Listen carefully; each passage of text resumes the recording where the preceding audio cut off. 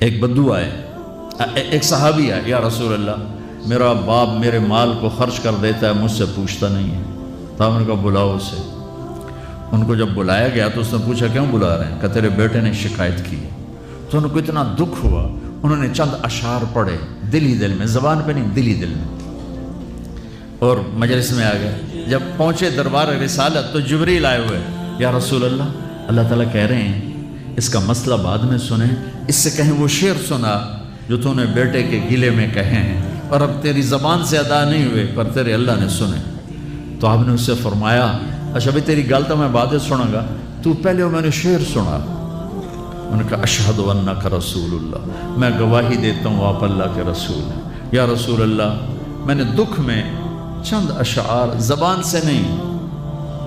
دل ہی دل میں دہرائے تھے اور آپ کے رب نے عرشوں پہ سنا، واقعی آپ کا رب بھی سچا اور آپ بھی سچے۔ آپ نے کہا کیا کہا تھا؟ کہا میرے بیٹے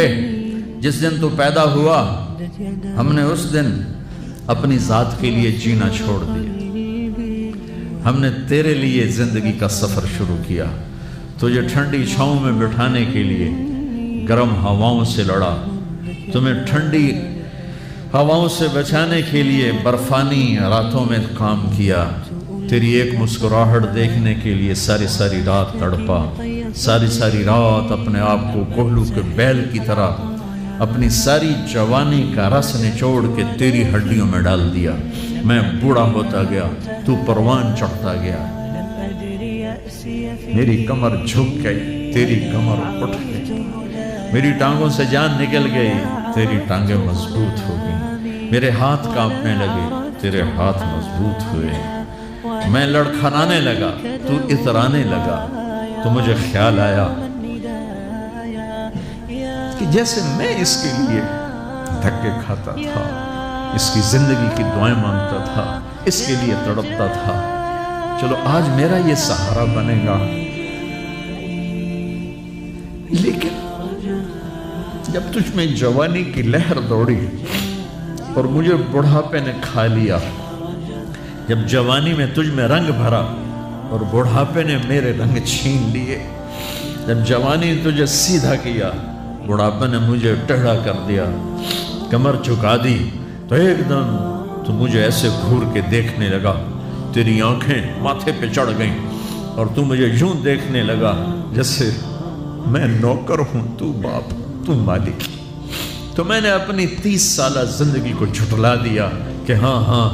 میں باپ نہیں ہوں، میں نوکر، یہ میرا سردار ہے۔ اگر یہ بیٹا ہوتا تو یوں تو نہ کرتا،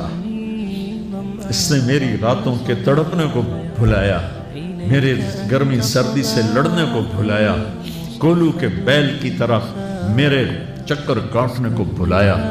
اپنی خوشیوں کو دفن کر دیا اپنے سینے میں، قبرستان بنا دیا اپنے سینے کو، اپنی خواہشات کا اور اپنی خوشیوں کا، اور آج تو مجھ سے ایسے بات کرتا ہے جیسے میں نوکر ہوں اور تو میرا آقا ہے۔ اچھا میرے بیٹے میں نوکر سہی، تو سب، پر میں تیرا پڑوسی تو، بندہ پڑوسی سے پوچھ ہی لیتا ہے کیا حال ہے، کوئی ضرورت تو نہیں، اتنا ہی پوچھ لیتے۔ دیکھو میں آج رو رہا ہوں، یہ بڑے دردناک اشعار ہیں، میری اردو میں اتنی وسعت نہیں ہے کہ میں ان اشعار کا درد سمجھ سکوں اردو کے الفاظ میں، لیکن اتنا بتاتا ہوں کہ میرے نبی روتے روتے ہچکی لگ گئی، اتنا روئے۔ آپ نے اس بچے کے گریبان کو یہاں سے پکڑ کر دفع ہو جا، میری نظروں سے دور ہو جا، انت و مالک لابیک، تیرا سب کچھ تیرے باپ کا ہے، یہی باپ آج تمہارے ہاتھوں ذلیل ہو رہے ہیں۔